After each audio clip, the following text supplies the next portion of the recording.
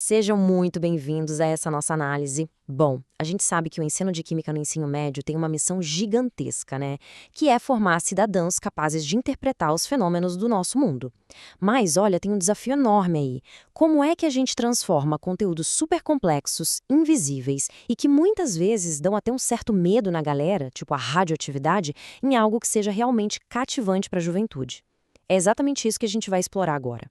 A gente já cansou de ver aquele cenário super tradicional que costuma carregar uma certa monotonia. Pensa bem, é muito comum encontrar aquelas salas de aula focadíssimas só na exposição verbal, sabe? Naquela repetição mecânica de exercícios. São fórmulas complexas preenchendo um quadro negro gigantesco enquanto o tédio simplesmente toma conta do ambiente. E ao focar só na memorização pura e descontextualizar as informações, esse método acaba, na verdade, afastando justamente as mentes que deveriam estar sendo inspiradas. Isso leva a gente a um contraste que é absolutamente fundamental. A realidade mais dura e árida de simplesmente decorar equações não atende de jeito nenhum às necessidades da nossa sociedade hoje.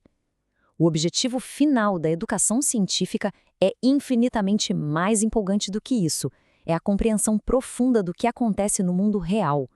O foco de verdade tem que ser pegar o conhecimento químico e transformar numa ferramenta prática para a gente ler o mundo, permitindo que as pessoas participem ativamente da sociedade e tomem decisões bem fundamentadas. Mas a coisa fica ainda mais intensa, ganhando até áreas de cinema mesmo, quando o currículo bate de frente com a radioatividade. Afinal, como é que se ensina o invisível e o temido? A gente está lidando com um fenômeno natural que envolve núcleo atômico instável, emissão subatômica, coisas que nossos sentidos humanos simplesmente não conseguem captar. E pior ainda, é um tema que carrega um estigma social fortíssimo. Está quase sempre associado àquele imaginário coletivo de risco extremo, de medo e de grandes desastres.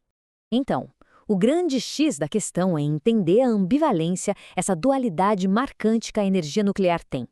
Por um lado, essa base científica toda permitiu criar tratamentos de radioterapia que salvam incontáveis vidas na medicina, sem falar na capacidade incrível de gerar eletricidade.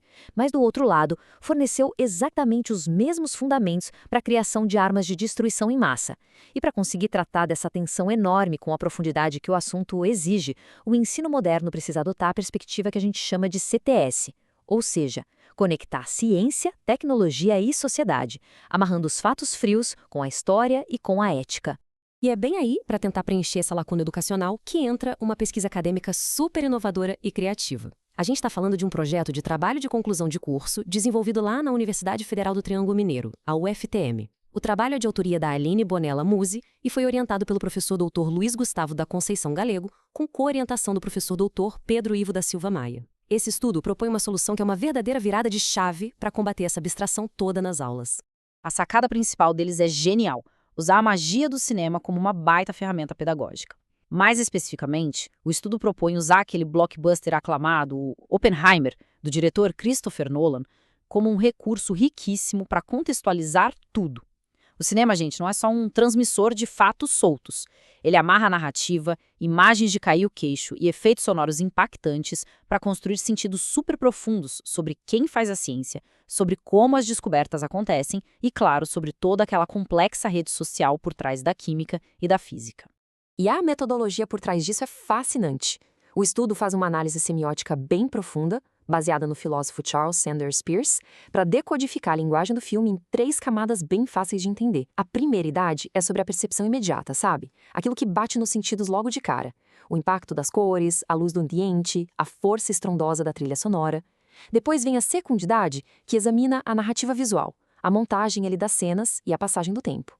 E, para fechar o pacote, a terceira idade avalia o significado maior de tudo isso, que é o contexto histórico e as graves reflexões éticas da ciência que estão rolando na tela. Mas vamos avançar um pouquinho e ver como é que isso tudo ganha vida dentro das escolas. O grande objetivo de destrinchar o filme assim é investigar o potencial que cenas super bem selecionadas têm para serem aplicadas no ensino médio. E o melhor, em total alinhamento com as diretrizes da BNCC, a Base Nacional Comum Curricular.